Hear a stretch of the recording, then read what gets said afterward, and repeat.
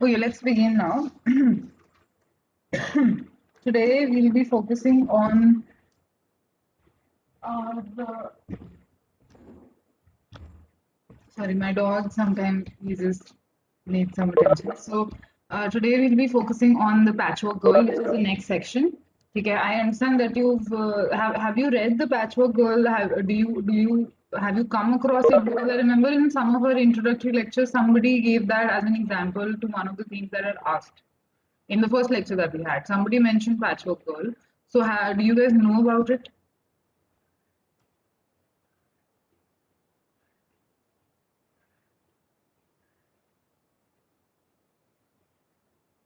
Yes, no answer. Anybody? Type it if you want to. On the story Sorry, Tanya. Tanya, could you be a little louder? I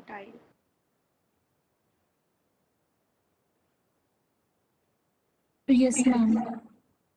Yes, so you know about it. Yes, ma'am. Ma'am, this work was adapted on the story space by Shirley Jackson. Yes. And any other details Yes, that you ma'am. might know about this? Ma'am, basically, there is a girl which is there is a portrait of a girl which is divided into 6 7 parts. I think 6 parts or 9 parts, and then they through hypertext it has been they are all are linked, and Mhm. together it forms a story. I would. Okay. Okay, I that's think good I enough. couldn't have explained it better. Yeah, that's fine, Sonia. Not an issue. You explained it well. So it is as this. See, we've gone over narratives, hypertextual narratives for some time now, and the biggest thing that we've understood from our discussions is that the plot of a hypertext narrative is not very critical to the study of hypertextual narratives, because plots really don't matter here. We are reader authors, we construct the plot, so it doesn't really matter. But what Sonia said is okay. The Patchwork Girl was constructed on StorySpace, which was a software used by earlier hypertext writers, the initial ones. So she constructed it on StorySpace. I'm sorry, I'm just not. I'm just slightly out of it today. Yeah. Okay. So she constructed it on story space. And how did she do it? What she wanted to achieve was she wanted to go against linear narratives. See, go back to our discussions on linear narratives, and what had we learned? Linear narratives are smooth, they progress, they go from one section to the next section to the next section slowly. Right, and they go in one short direction. So Shelley Jackson's Patchwork Girl, like any other hypertext narrative, like the one that we discussed yesterday also, after knowing the story. So all of these hypertext narratives, what are they trying to do? They go against linearity. But Patchwork Girl, in this section, what he's titled this section as stitching together narrative. In this section, he is primarily going to focus on this quality of the Patchwork Girl. Now that it goes against linear narratives. How? By making a patchwork out of things. What is the difference between uh, patchwork or, like, some other work that you. Okay, so let's go about it this way. If you have a favorite shirt or a skirt or any kind of clothing item that you like, and you rip it, right? So you take it to some person, किसी रफूगर के पास, you take it to get it altered, or to somehow ask him to stitch it so that the cut does not show and the cloth looks like it was before, right? Agreed. I have done this a lot. I have a dog who's torn many of my clothes when he was young. So all these, when we go to somebody to get our clothes fixed, what is the first thing in our head? That the tear or the part of the cloth which is not, which is which has been damaged somehow, that part shouldn't be visible to everybody else, right? It shouldn't be visible. It should be somehow seamlessly covered. So if you see me in something which has been, ruffled by someone, you will not be able to tell whether it has been ruffled or not. So now, what's the difference between that kind of alteration of a cloth to a patchwork? What do you mean by patchwork? Anyone?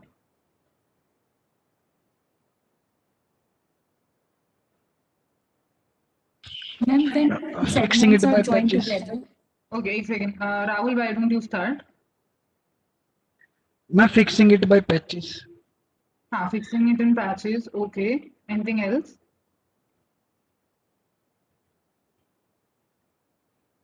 And then maybe patchwork girl means portraying a girl through patches.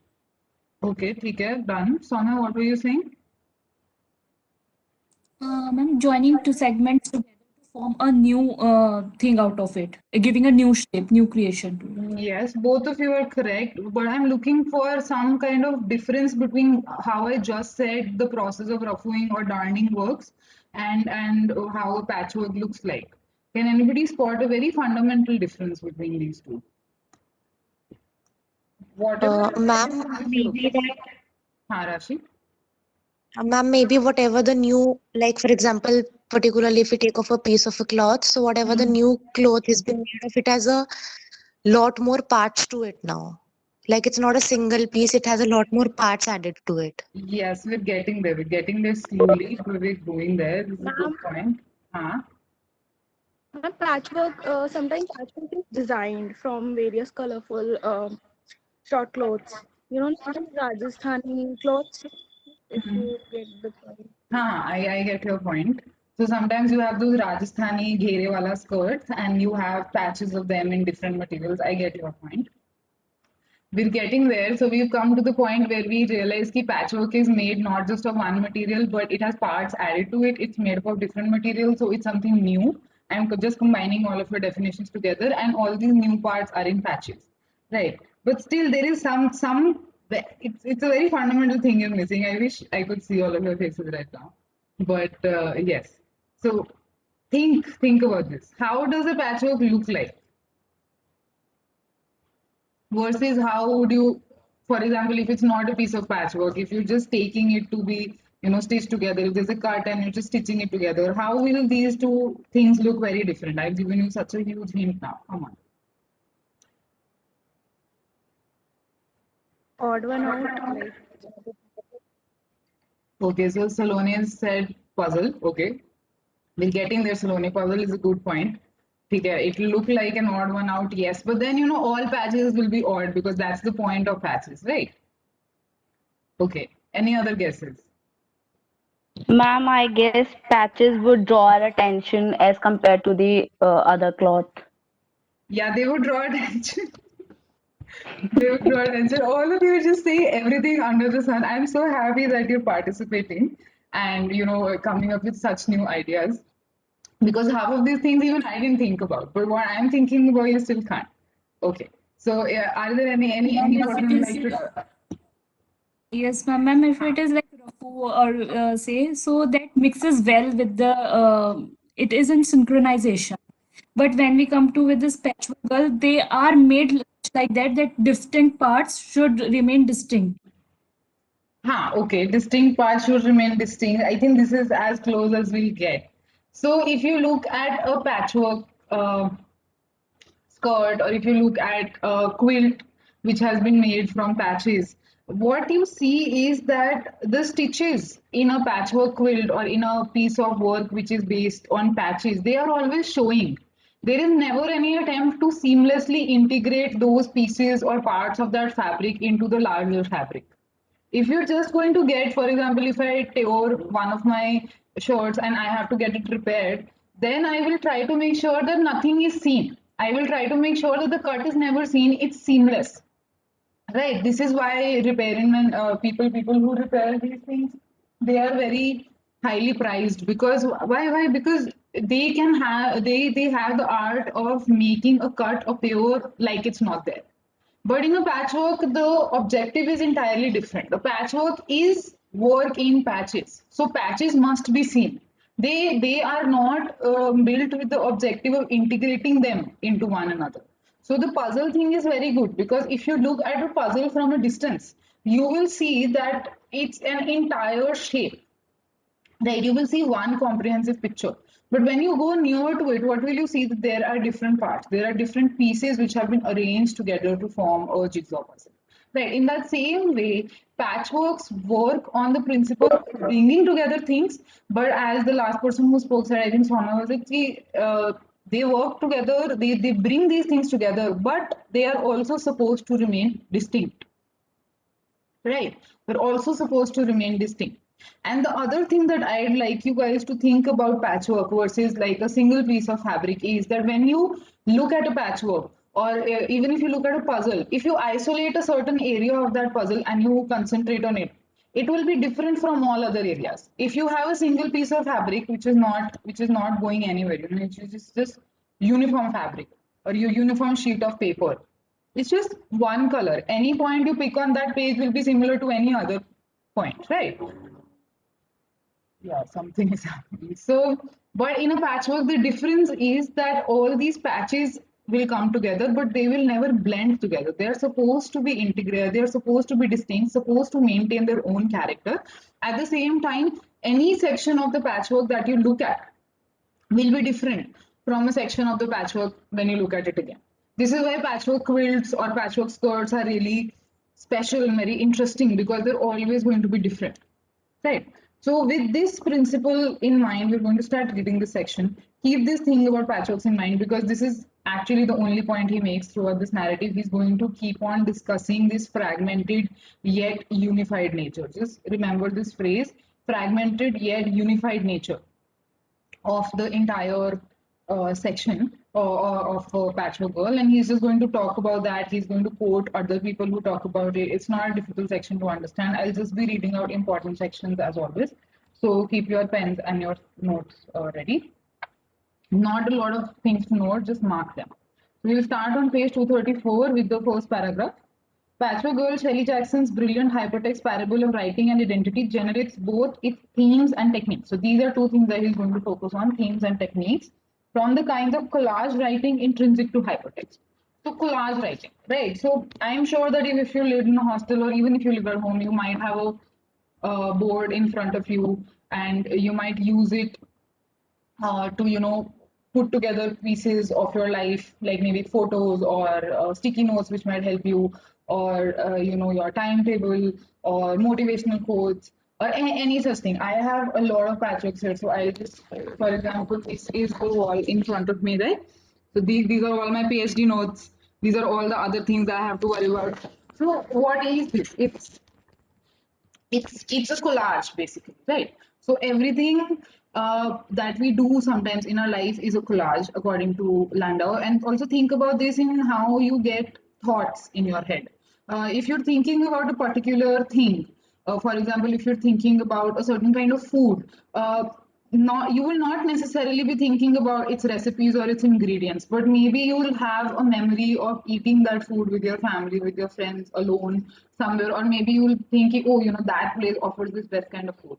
So thinking as our lives also, they work in very different ways. They work like collages, as groups of things just jumbled together without any sense or um, without any organizing principle, right? So hypertext fiction is very interesting because it tries to mirror this kind of disjointedness in our head. Our life is rarely, and I've said this before, our life is rarely divided into neat chapters where we know how it's going to begin and where we know how it's going to end. It's not. It's a series of disjointed things, of some things which are important or some things which are not important. And hypertextuality tries to mirror this way of living, this way of thinking. And how does it do it? Through collage writing. So this is an essential part when you discuss Patchwork Girl, you have to mention collage writing. Okay, come to the next page. Let's start reading from the last line, blah, blah. The first line of the paragraph. Okay. Of the second paragraph, one form of collage in Patchwork Girl appears in the 36 Lexia section called entitled Crazy Quilt. I'm just reading this line out because I was just talking about patchwork quilts. So if you do not know what that is, just Google it. There are a lot of people all over the world making patchwork quilts out of t-shirts, or there are patchwork rugs built out of, I say, leftover clothes. So you braid it and you make a rug out of it. So all of these things are there. Come to the third line on the in the second paragraph on 235. This is important. Each patch in Jackson's quilt is composed of various other patches, various other texts, from theoretical to fictional, from pop culture to hearsay, sewn together to form either a sentence or a paragraph. Again, come back to our discussion about yesterday that when you read words, you automatically start processing their meaning. Now, in Patchwork Girl, Shelley Jackson, what she does is she combines this principle that our brains will eventually look for meaning, but she combines it by making it slightly difficult, slightly more difficult for our brain to come up with this. Just please give me 1 second.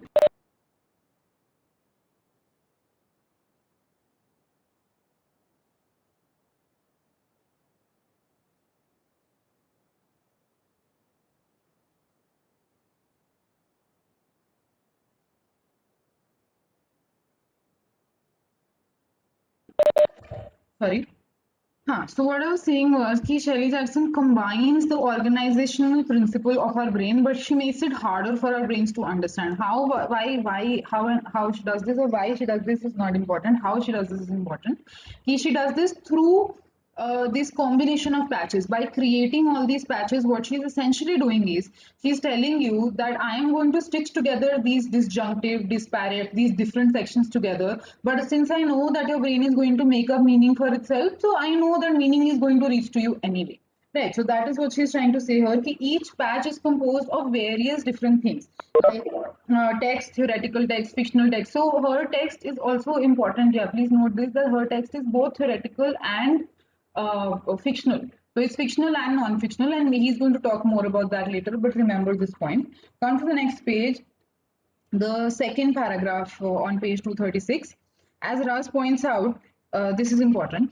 Stitches or links connect one patch to another, one text to another.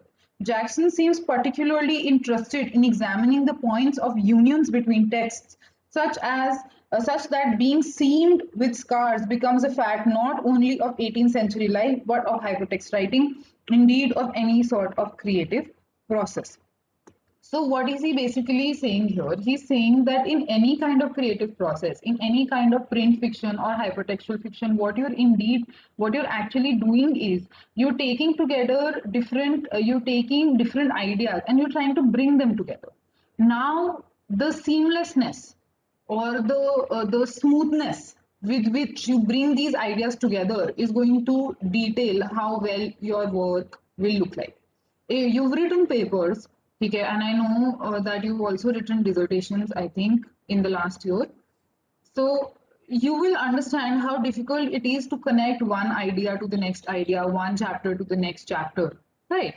And if you've connected them together well enough, if they seem like they belong together with each other, that is when you know you have succeeded.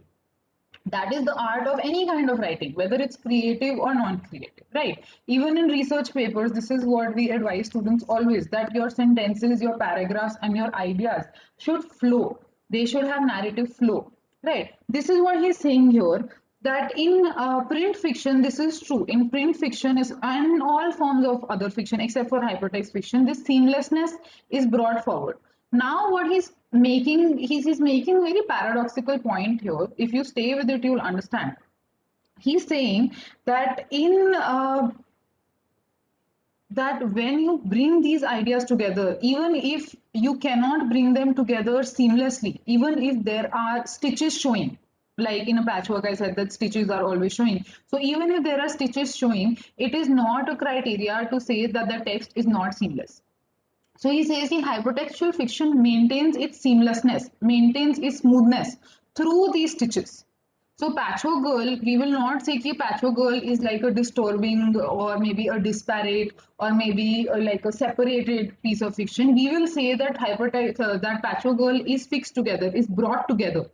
Okay, even if it shows the scars or its stitches, even if it's showing all those seams, its stitches and its scars, even then we will say that it is a seamless text. Why? Why would we say that? Because the interconnectedness of ideas is still there. He's asking us to challenge our notions of the print text. He's asking us to challenge our notions that ideas must flow in one direction. He's trying to tell you that in multilinear narratives, ideas do flow in different directions. Because they flow in different directions, it is okay to conclude that even if there are stitches showing, even if there is a movement from one block of the text to the next block of the text, even if there is a conscious movement that we have to make, a conscious readjustment that we have to do in our brains, even then it is worth it, because the text will remain full of meaning, will be completely seamless, right? Critical point. Come to the last paragraph on this page, and we'll try now we'll understand the methodology of Patchwork Girl, and this point about patchworks will be more it will be more illuminating. Most of Patchwork Girl's collage effects occur not within individual patches or lexias, but across them as we readers patch together. Yeah, see, we readers, again, reader authors. We readers patch together a character and a narrative.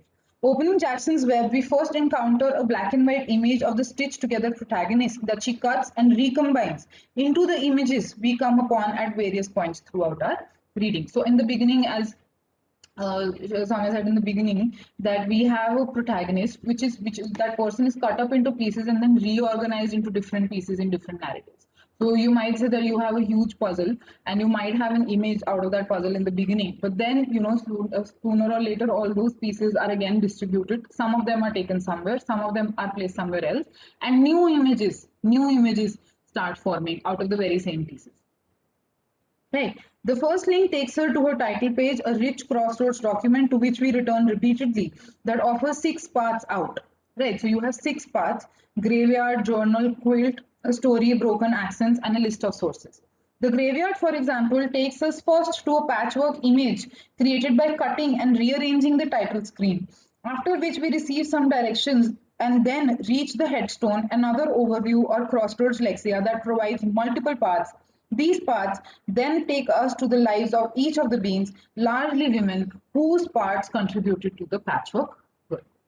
Right, so you go to the title page, you have 6 parts in front of you, again multilinearity. You choose one, you go ahead, then you have a patchwork image which is created out of the title page, by cutting it and pasting it. So wahan par wo image hai. And then you have multiple parts ahead to decide the story to decide or to pick which story would you like to listen to. So this is the methodology that Patchwork Girl ensures. And in this, what do you see? So patchwork here in this in with this with respect to this paragraph is nothing much. It is nothing more complicated than multilinearity. It's multilinearity by a different name, right? So keep that thing in mind when you're reading the next paragraph. According to Jason, this is 237. According to Jason Williams, the graveyard section functions as a collage. Again, we come back to the part. It's a collage of mini narratives and fragmented character sketches that serves as a matrix for the meta character and her story. What is a matrix? A matrix is a web, like where you're placed in between. So what is it? The collage serves as a web for the main character to orient herself, to find these strands that she's trying to find in her life, to go and follow a different direction every time. Come to the next paragraph. Jackson endows each tale, each life encountered in the graveyard with a distinctive voice, thereby creating a narrative of Bakhtinian multivocality, while simultaneously presenting a composite image of women's lives at the turn of the 19th century. So, anybody who can tell me about heteroglossia or polyphony or Bakhtin, and these are all concepts by Mikhail Bakhtin, who's a Russian formalist. So, anybody who can tell me about this?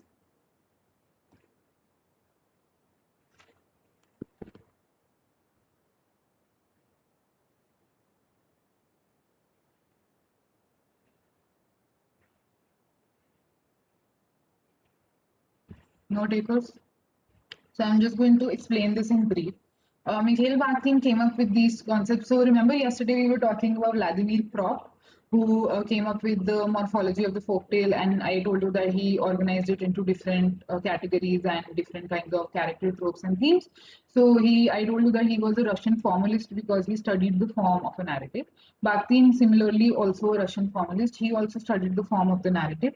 He came up with 2 concepts, which is given to theory. The first one is heteroglossia, and the second one is polyphony.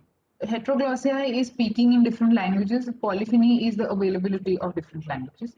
Not very difficult to understand. Both of these concepts essentially mean one thing, that there is no one language for us to express our ideas in, and there are always going to be multiple voices, in the sense that there are going to be multiple languages in which to express. And remember, he's writing about this 50 years ago, so not is not a very politically correct or very cosmopolitan notion of the world that we now live in. So what he's basically saying is that there is always going to be a multiplicity of voices within a text and a multiplicity of languages outside the text.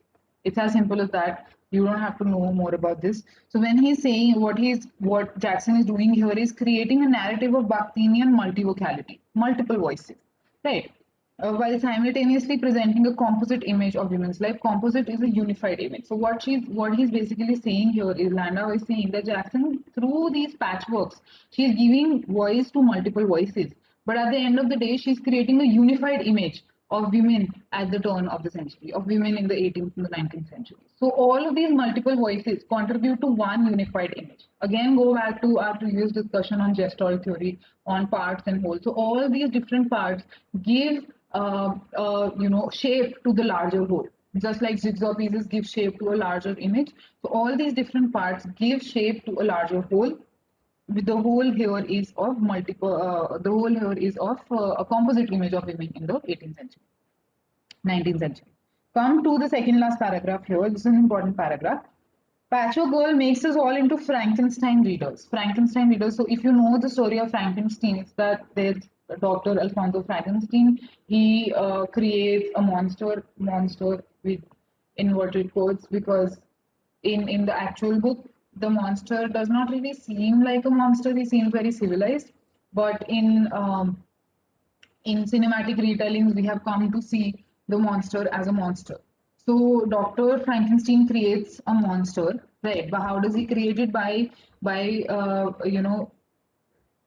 because he's a doctor, so he has access to dead bodies. So he cuts them up and he puts them together and he tries to breathe life into that body, right? So the person that he creates, okay, the creature that he creates, comes out to be very grotesque, very horrific, right? And then later he also creates, or he's also told to create a wife for the monster, if any of you have read the actual story.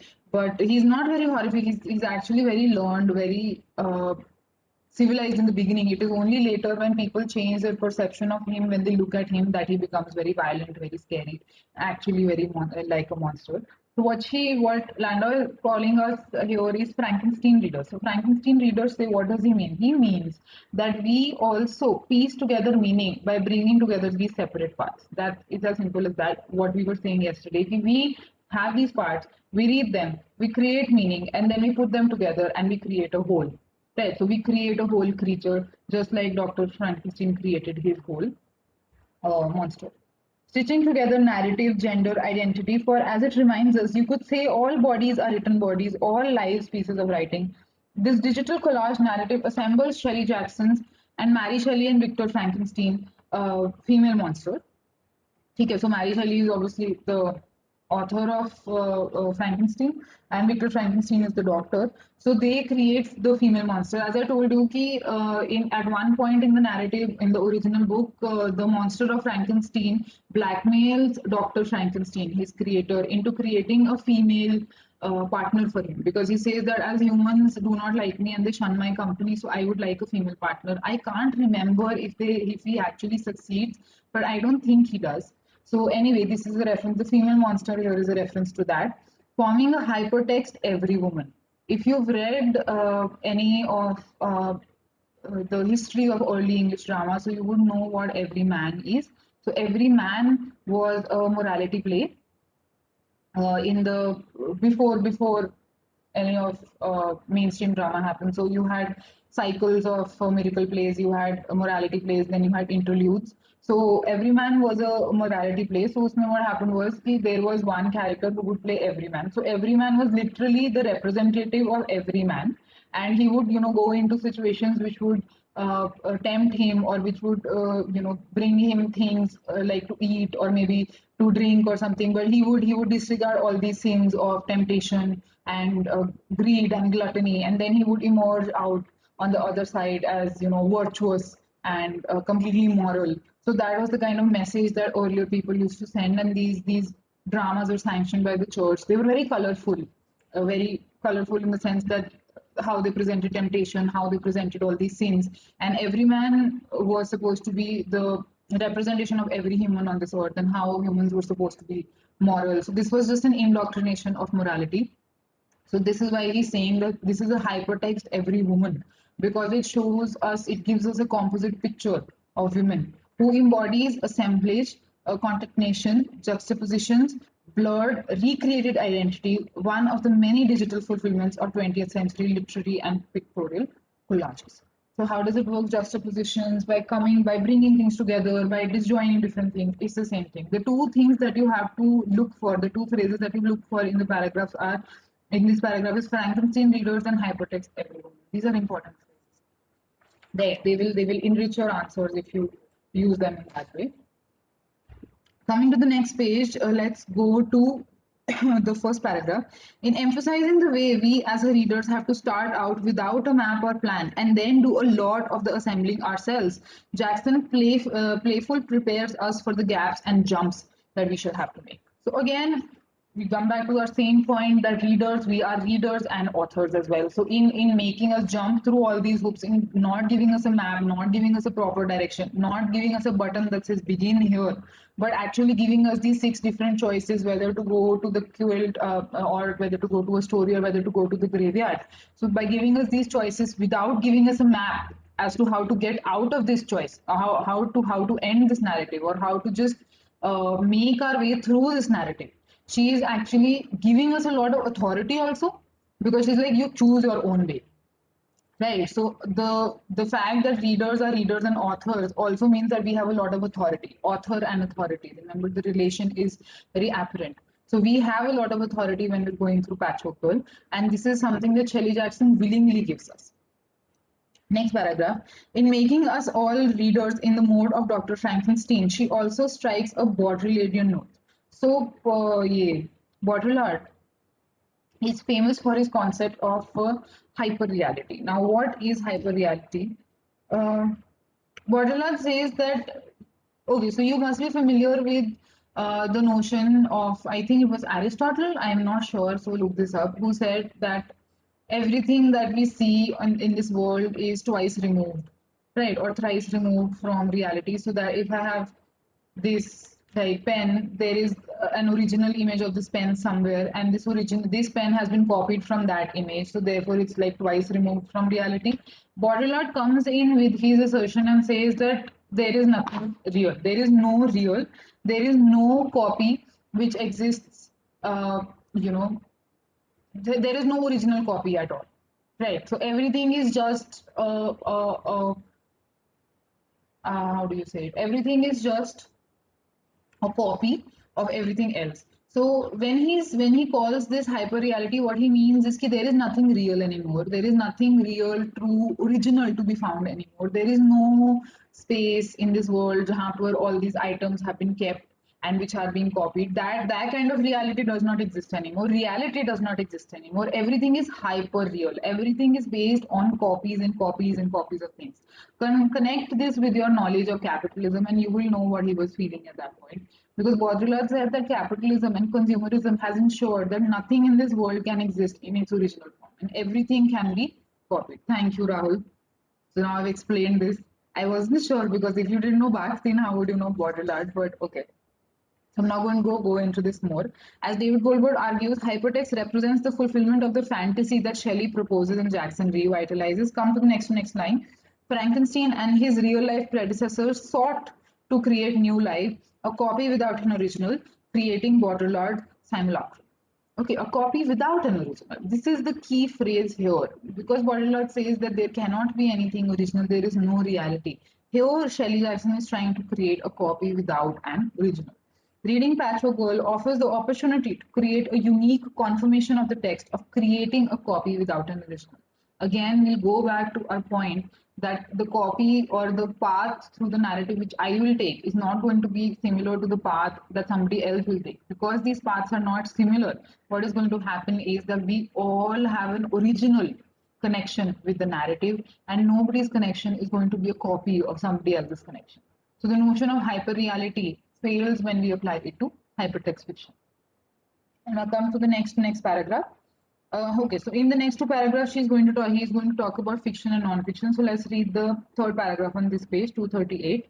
Another source of such collage patchwork appears in the different link structures, what Jason Williams terms the link topologies that characterize each section of the web. Okay, and come to the next paragraph. In contrast, the portion of the web which contains non-fictional components takes a more characteristically hypertext form of paths that intersect at lexias containing similar subject matter.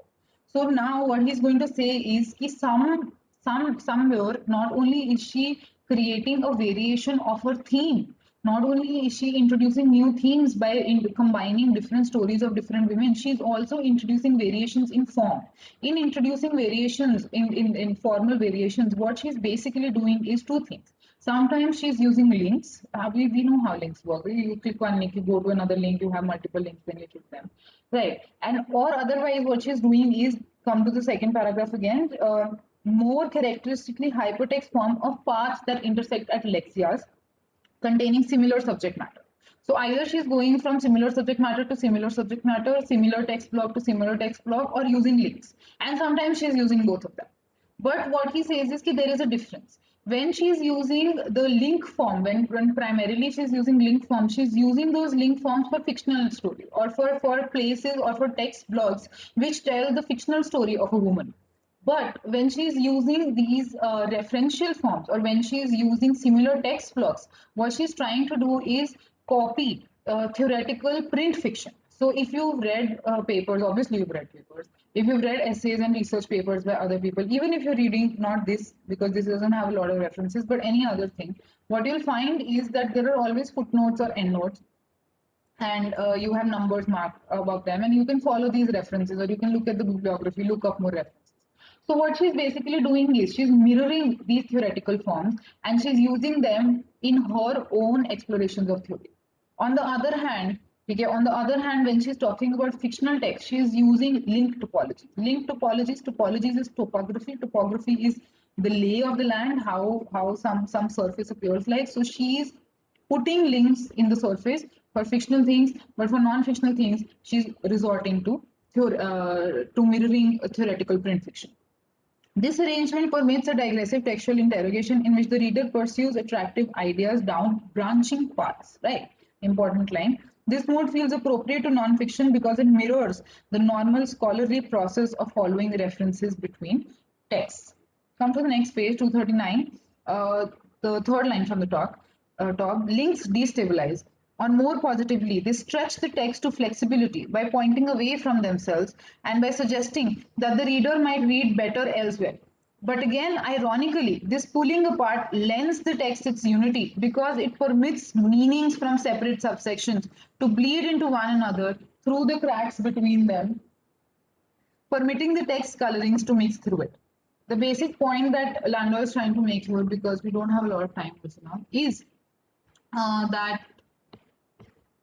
Shelley Jackson is not only mixing themes, but she's also mixing theories. Because she's mixing theme and theories, this is why her hypertext fiction is a reality, because it keeps you on your toes, it challenges, it intermixes different kinds of themes and theories. This is not an early example of hypertextual fiction, but this is it might be early because it was written at that time, but this is a more nuanced way of writing this. And now we cannot continue anymore because I have a lot of noise from outside. I'm not even sure whether you can hear me properly. If there are any questions, please ask now. Any questions or comments, anything that you didn't understand? वैसे तो इसमें कुछ ऐसा है नहीं, but still.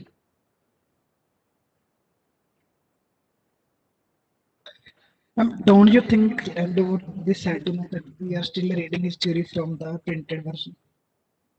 I'm sorry, Rahul, don't you think what? Well, don't you think Landau would be sad to know that we are still reading his theory from the printed pages? Exactly. This is the first thing You know, when I was discussing with Akshay sir,